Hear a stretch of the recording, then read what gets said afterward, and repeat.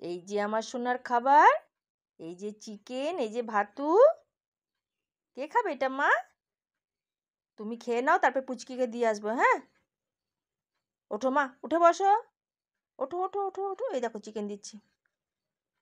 অত হাই তুলছো কেন? ঘুমিয়ে উঠলি তো, আবার নাক দিয়ে শুকছে। ওঠো ওঠো মা, খাই দেবো, আমি খাই দেবো, আমি খাই দেবো। আচ্ছা, হ্যাঁ নাও। এমনি করে খাওয়াতে অসুবিধা হবে মা, তুমি উঠে খাও।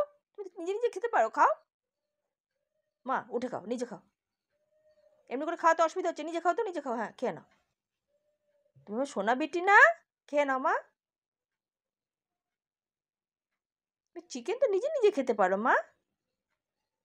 হাম হাম করে খেয়ে না আমার সোনা, না?